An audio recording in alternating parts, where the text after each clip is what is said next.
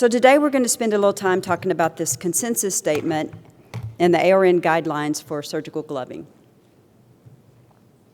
But what we're really going to talk about is change. How many of you have heard the word change a bazillion times over the last couple of days? Right? It's everywhere. We hear it. So I apologize, you're going to hear it another 10,000 times today during my presentation, but I hope that I bring a different perspective to the change and the element of change.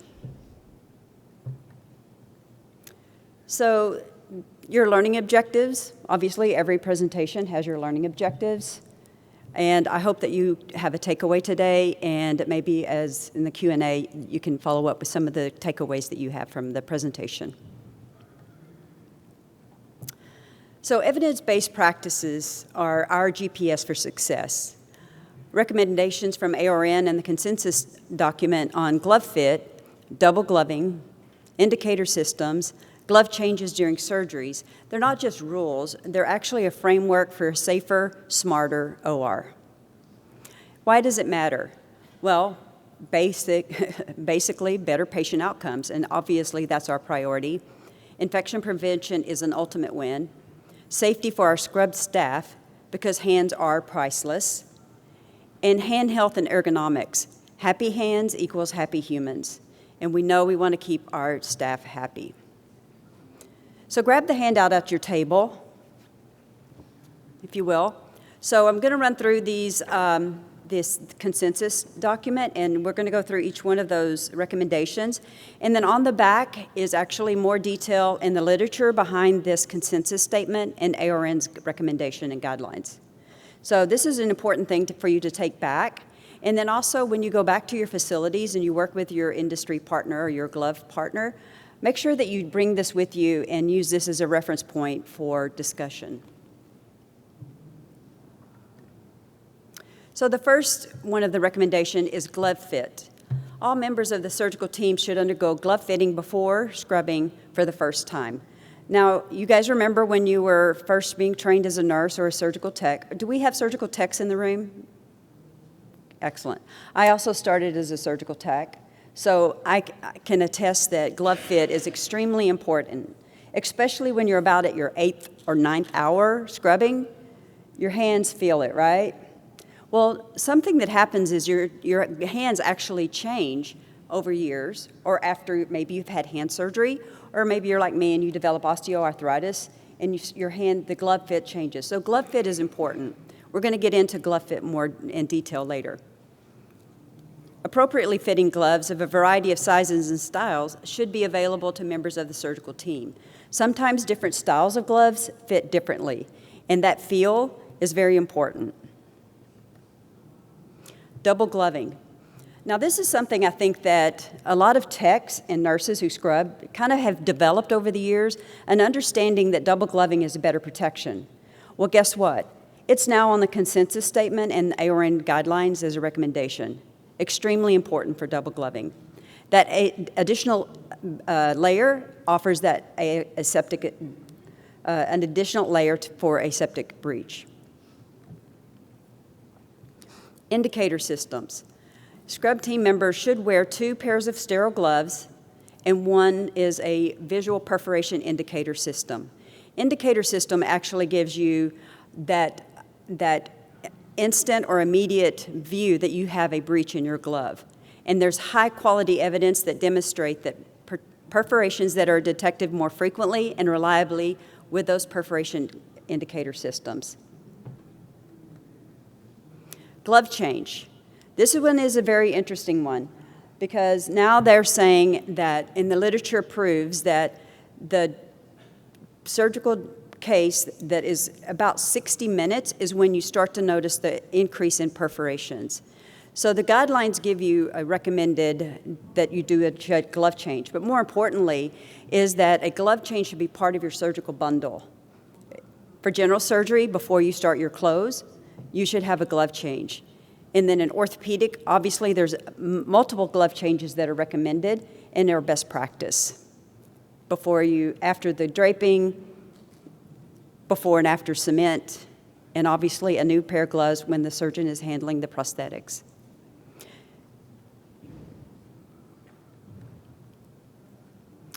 So the expert guidelines and the guidelines for AORN is foundational to our practice in the operating room. Guidelines are actually the backbone of our OR practice. They keep our patients safe, which, as I said, is our number one goal. They protect our team, obviously protecting our team, and when your team knows you're there to protect them, that helps build that dedication and retention for your team. They drive better outcomes, and staying current matters because new guidelines equals new changes, yes, more change. But what's new? The updated AORN surgical guidelines is a fresh look that aligns with this consensus document, and it's all evidence-based to make surgery safer. So what are the risks of staying comfortable? The risk of staying comfortable. What is the risk? That saying, I'm going to say it, we've always done it that way. I actually would like to be one of those nurse inventors or innovators that would come up with a nice little pin that you put on a lapel or on the scrub jacket, and it has a magic button, not shocking people, no, but vibration, a strong vibration that every time you hear that, we've always done it that way, you could hit that button, and it hits a vibration, and it, oh, wait, maybe I shouldn't say that. I would love to invent that. So the risk of staying comfortable is that old habits die hard, but they also undermine safety. Skipping indicator gloves or inconsistent double glove practice, poor glove fit, they're not gaps about neglect. They're actually about needing structured support for change. So a quick story about change. I actually, when I was a scrub tech, when I first got into the OR, they paired me, I was at a small rural hospital, and they paired me with a nurse that was far advanced in her career. You know what I mean, right? Far advanced.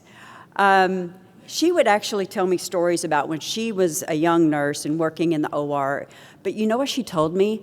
She actually told me that she remembers when they used to wash their gloves and hang them to dry for the next day. Yeah, I see your faces. That really happened.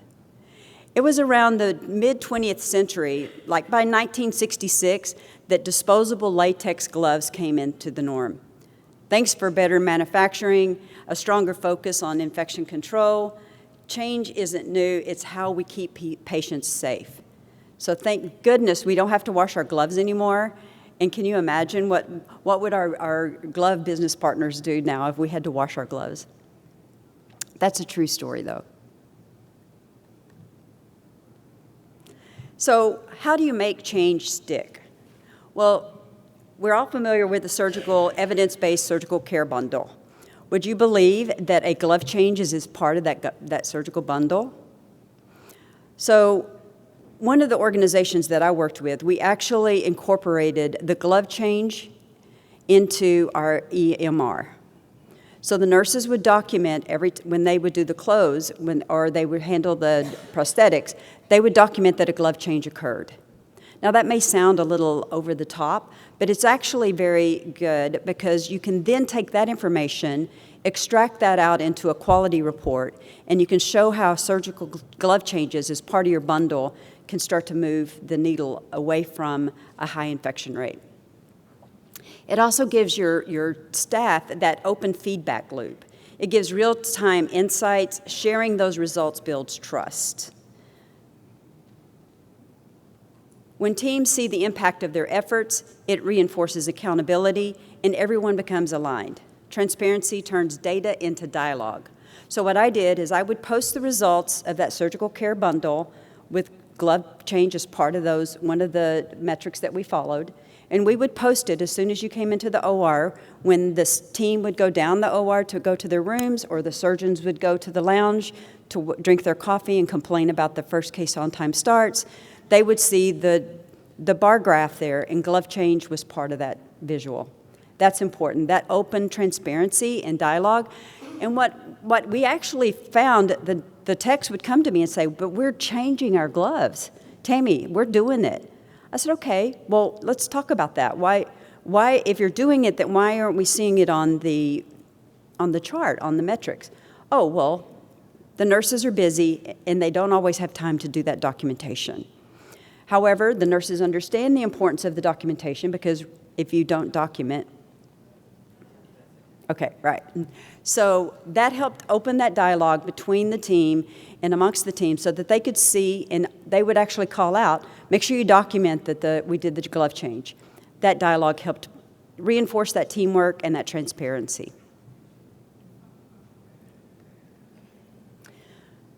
The wall of shame.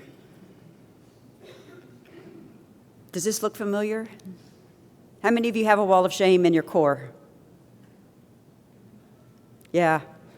It was funny because when I was working with Mölnlycke, the guys on doing this presentation, and I said, we need to do a wall of shame photo. So they showed me several photos, and I looked at this one, I'm like, oh my gosh, that one was mine. It wasn't, but it looked so familiar. I thought it was actually one of my OR cores before we went through this process. So the wall of shame is actually just random products, multiple vendors, duplicates, endless styles of the same item, just waste. Now, there is a lot going on in this photo, and we could pick it apart because that's what we like to do, but I want you to focus just on the glove boxes and how many different vendors of glove boxes that you see. You can tell by the way that the perforations on the glove boxes open, and how many different styles all along the top up here are more different types of glove. There's probably several sizes gloves in several different versions and different vendors, and I'm sure you guys have seen this. I know I am preaching to the choir right now, but it doesn't have to be this way, and that's kind of what we're going to get into talking about. So there's wasted space, wasted time. Can you imagine a new staff, or if you have an agency staff that has to go pull gloves and they go in front of this, what are they going to do? They're going to stand there and do this.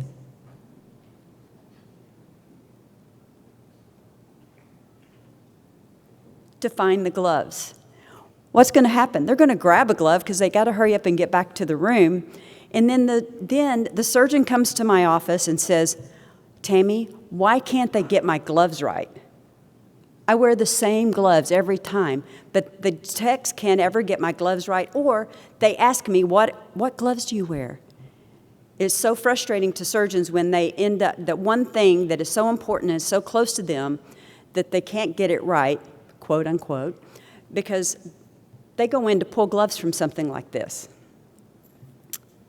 You don't want to start your day that way, and a surgeon doesn't want to start their that way, and neither does tech when they get yelled at because the surgeon doesn't have the right gloves. So let's talk about continuous improvement.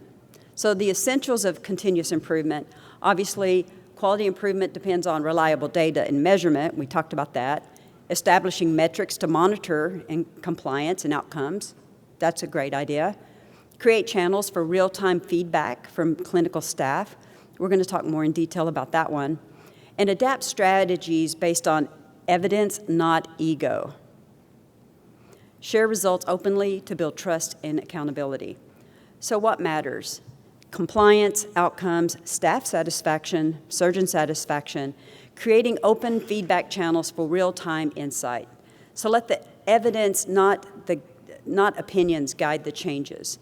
So when you share those results, you start building trust, reinforce accountability, and that is in sustainable improvement. And that transparency, again, turns into dialogue, and dialogue drives progress. So more in detail about that evidence versus ego. In one of the organizations I worked at, we converted all of the gloves to a non-latex glove. We made sure that we went through a lot of the elements of this consensus statement before this was an organized literature-based consensus recommendation.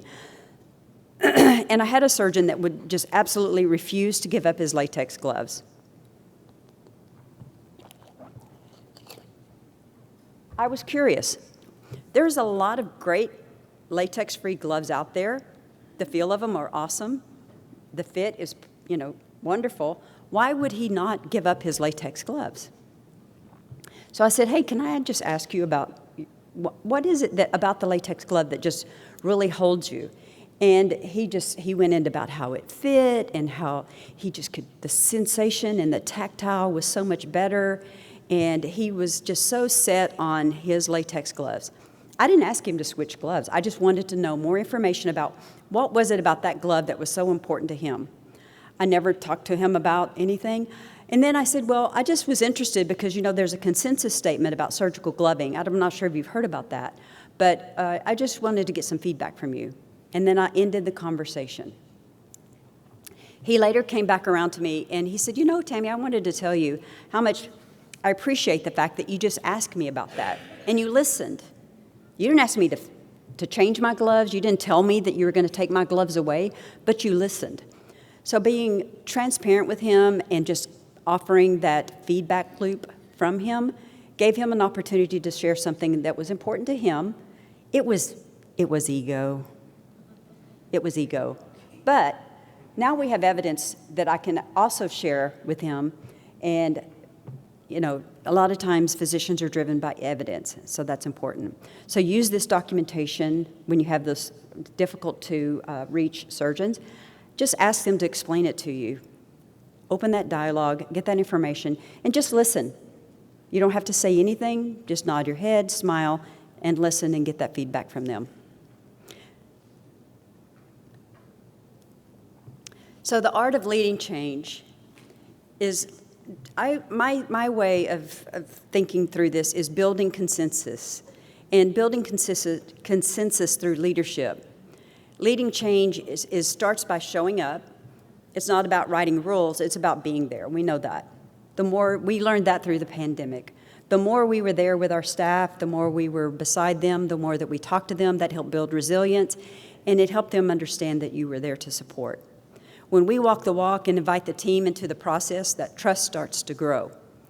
Be present, listen with empathy, validate concerns, and people want to feel heard. They don't want to be managed. They want to be heard. Create a space where speaking up feels safe for them. And share stories, not just about numbers and metrics, but just share stories. Sometimes I feel like that one of the best way that I have to reach an audience of my team and my staff and physicians is just starting to tell stories, building that rapport, building that trust. That's how we move from checking boxes or clicking boxes to shifting culture. And now let me share a strategy with you. A collaborative fit party. So a fit party is actually a great process and a great activity to bring into your facility to streamline those surgical glove practices. So make sure that when you go back to your facilities, you contact your supplier for surgical gloves, and you say, hey, I want to partner with you for a fit party. And if they don't know what a fit party is, you're going to tell them, okay?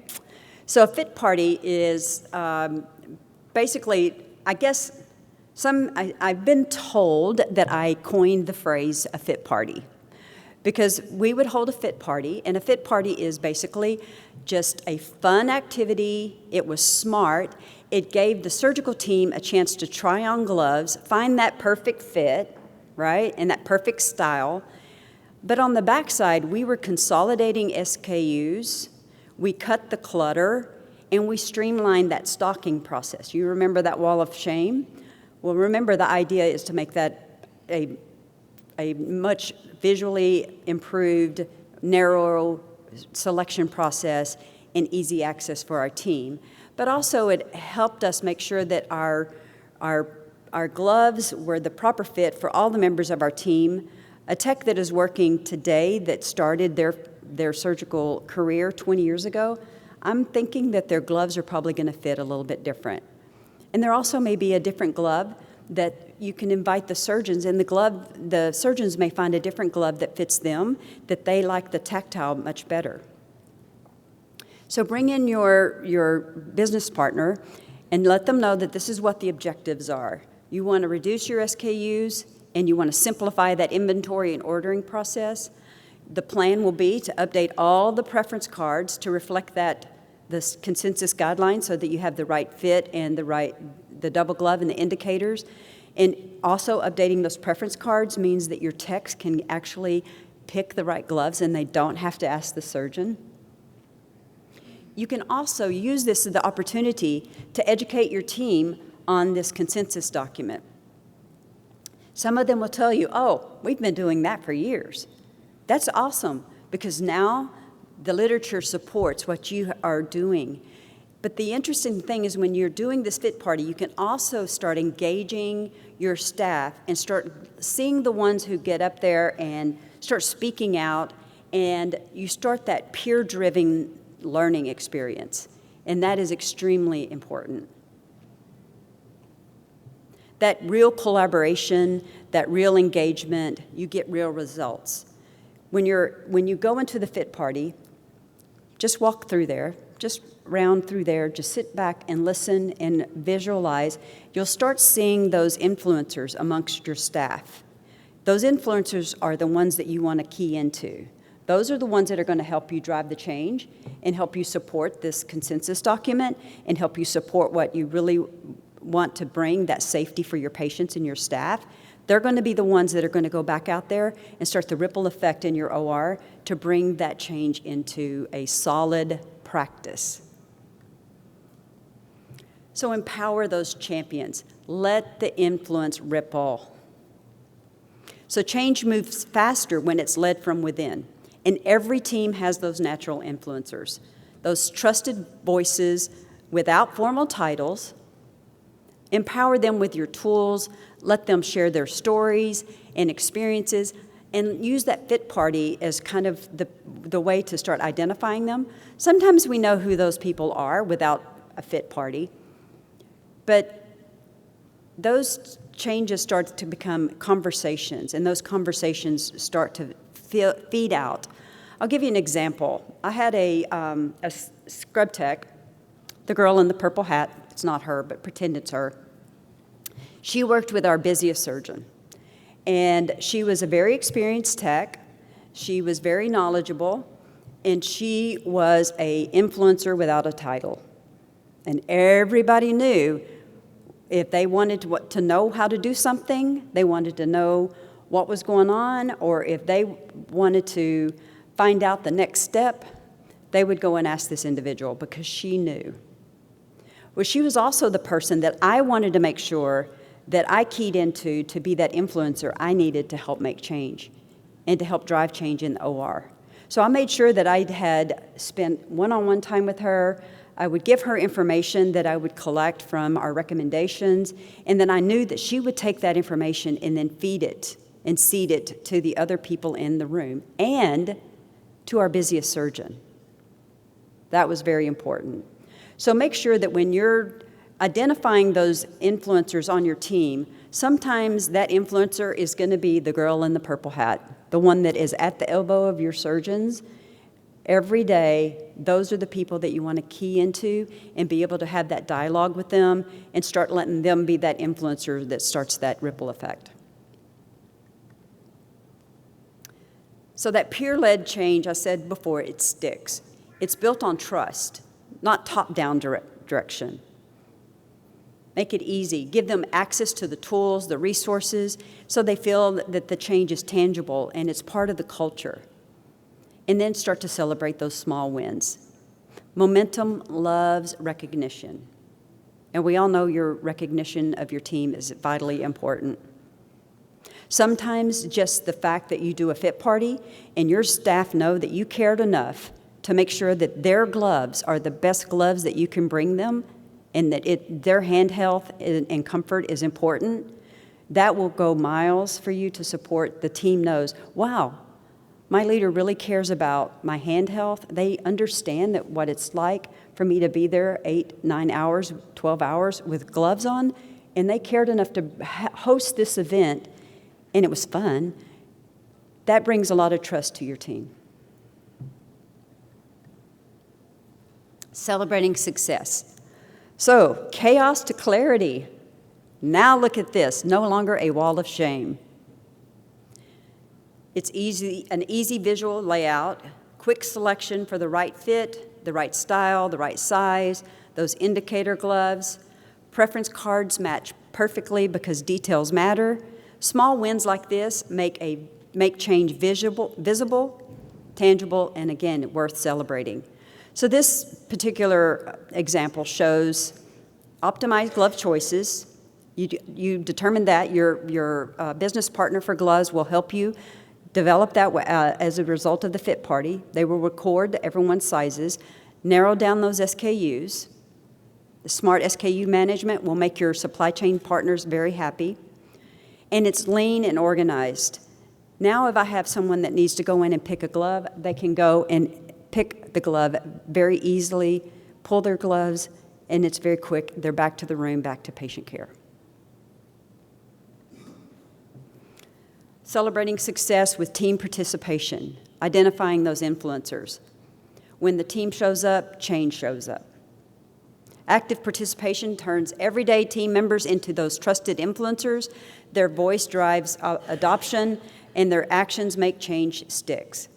So these photos are, you can see there's different color scrubs. When you do your fit party, make sure you invite your cath lab, your interventional radiology, your labor and delivery. Invite all of those different departments because they wear surgical gloves too. Invite them to the fit party as well, because then your supply chain director is really going to like you because you thought about everybody else too. So they can do a across the house change and reduce that waste.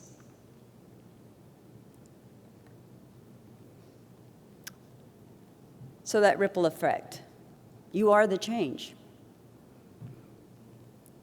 Driving safety and sustainable change, ourselves as leaders, we are that driver.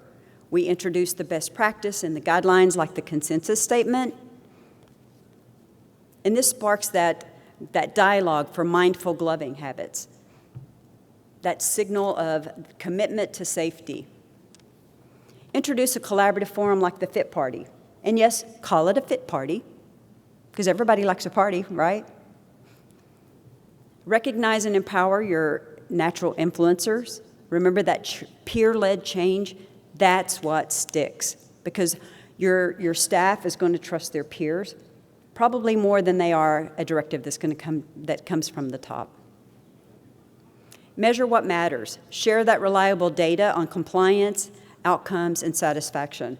Work with your EMR partners. If you're not currently documenting your glove changes in the OR, work with your EMR partners. They can help you develop that click box that they can do a timestamp of when you changed your gloves or your staff changed their gloves. Remember, small actions equals big impact. Every step forward strengthens that culture of safety. And I'll be happy to have a kind of an open forum. Let's talk about it. Do you have questions? There's a mic going around. If you will raise your hand, they'll bring a mic to you. Yeah, we've got 2 mics and fast feet. So if you've got a question, just raise your hand nice and high and we'll come running to you. Okay. Good morning, and thank you for your presentation. It's not a question, but a comment. And my name is Jane Santiago. I'm from UCSF Health in San Francisco. And what a privilege to work with Maya from Mölnlycke, who's been very supportive during our conversion from latex to non-latex gloves. And I was just going to encourage everyone that they did everything for us, including this fit party. And it's a university hospital, so we have a lot of surgeons with different key stakeholders, but they did everything from planning to conversion to implementation, and even up to now, Ma has been very supportive. So I just want to say thank you. Very good. So you knew the term fit party, huh? Yes. Did your staff enjoy it? Yeah. Did it? Good. All right, any other questions? Any other comments? All right, well, I've got a question myself. So how do you recommend dealing with staff who simply do not want to change their practice? With staff, you said? Yes. I think that's where you go back to those team members who are the influencers. And make sure that you are reaching them in a way on a common ground.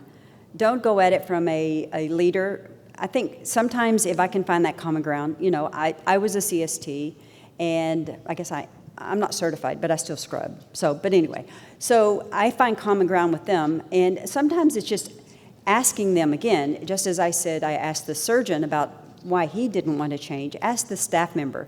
Now, there are staff members that just don't want to change because think about the operating room environment. Our day is filled with constant changes. We do everything we can to plan the day. We have everything on our menu list on the preference cards, but things start going sideways, left and right, all throughout the day. So it can be a very unpredictable environment. So sometimes staff will lock in that they don't want to change because maybe that's where they feel that one point of control, that they have that, they can manage that, and it doesn't matter what else chaos happens throughout the day, at least they have control over that. And I think sometimes just opening that dialogue with them and sharing exactly what I just said. I understand we work in a very changing and chaotic environment, and sometimes we want to stick to that one thing. Find out what that is, and then just open that dialogue with them and let them have the opportunity to have a safe place to share why. I really appreciate that. Thank you. Any other questions? If not, I got one more. Yay. Oh, yeah, I'm coming.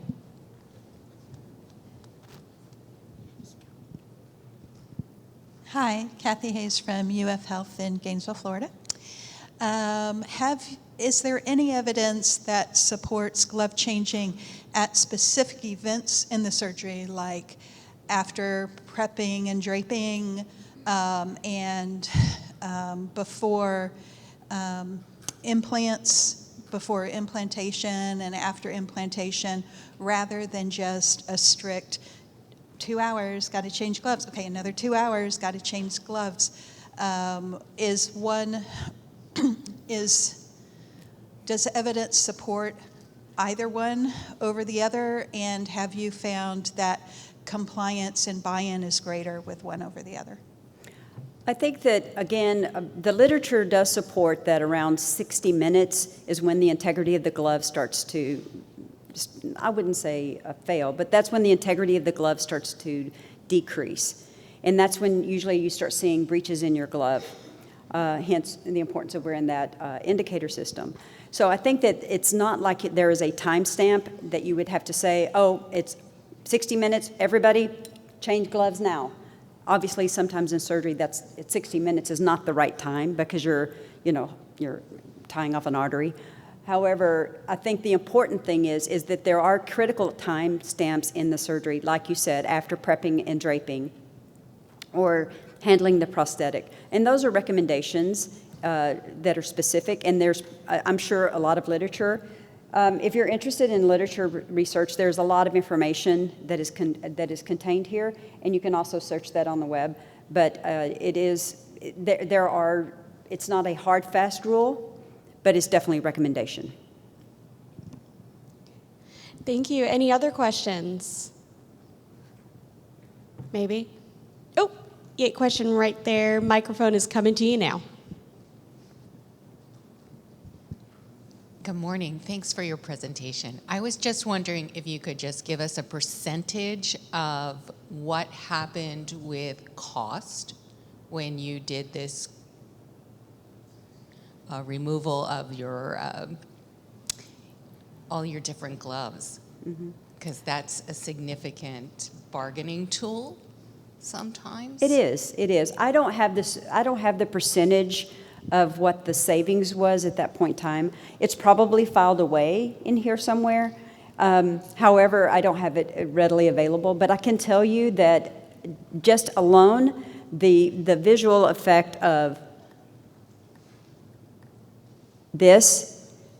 that, and the staff satisfaction and the feedback that I received from the staff when they saw how much better it looked and how much nice and neat and easy. I actually had staff that were getting skin abrasions from reaching in glove boxes because of the way that the gloves, some of the manufacturers, the way that they manufacture their glove boxes, the edges are really rigid, really sharp, And when we standardized and streamlined and they could easily pick their gloves, it made it, that problem went away as well. I wish I did have the percentage. So I wish I had my wall of shame, which was pretty bad. It was pretty bad. That's why that phrase, I coined that phrase too, is the wall of shame. Thank you for your question. All right. Let me just say this. When you go back, let me just challenge you. When you go back to your organization and you do your fit party, you talk to your business partner, take those statistics of what your current spend is, your current number of SKUs, and then get that percentage. And then share that with your team. All right, who's next? I was just going to say, in terms of, I don't have the numbers as well when we converted, but one of the things that we took into consideration is the patient safety. That, more often than not, we'll find out that the patient's allergic to latex were already open, set up, a big back table. So that's one of the, actually, decision-making point that we did, especially when I work in a cancer hospital, and also pediatrics, so we've been trying to convert to latex-free gloves for a while, but yeah, we did it. It was not 100% conversion. We started up with a hybrid. There were a few surgeons who would not let go of their latex gloves, but eventually we were able to convert them. So I'm curious, because what I found was when the surgeons participated in the fit party, the ones that were wearing latex gloves actually said, wow, I didn't realize they had a non-latex glove that feels so good. Yeah, I want to start using these. Let me try these. So they actually, you saw that too, right? Yeah. So there's so many great gloves out there now, and that comfort and that feel is so important. All right, any other hands going up? Just mine? Okay, I got another question. What value can the vendor add to this project? I guess outside from the general fit party frame. Well, I think that's very important. Your industry representatives are going to be experts in surgical gloves. They're going to know, they've been taught this consensus statement, they've been taught about the literature, and they've been taught about the fit party and the importance of doing those fit parties. I think that I should say Mölnlycke industry partners have. I was in one of the ASCs that I oversee the other day, and one of the staff members was bringing a cart through to go to the supply room, and I said, "Oh, what do you have there?" "Oh, it's a bunch of gloves. The vendor just sent these gloves in and told us to try them." I said, No. Take those to the manager's office. So I told the manager, I went into her office, I said, you need to call the vendor and tell them that they need to come in and you host a fit party. We're not going to try gloves without having the industry rep here with us. So I think that's important to bring them in and help them. The other thing is that they really know the different product types, or they should. And I think that if they don't, if they're not aware of, your glove partner is not aware of the consensus statement, if they're not aware of the importance of having a fit party and reducing those SKUs, then you may want to consider maybe making a change. And if that's, the importance of this also is when you take this consensus statement, I would also share that with your quality department, because that's important too. Share it with your quality department and let them know that this is an initiative that you want to take on.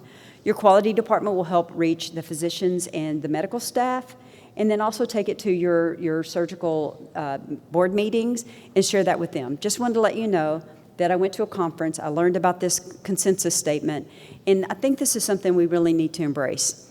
Introduce it in that way as well. Awesome, thank you so much.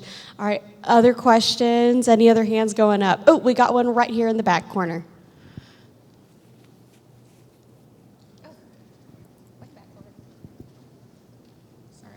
I just had a comment too. My name's Karen from Temple Health, but we had a really great presentation from a rep that served an infographic to the staff about the different time changes for gloves depending on what the procedure was. So I thought that was really, really helpful, especially for staff that are in like total joints or then like, for us, we do like high-pec procedures, hypothermic chemo procedures.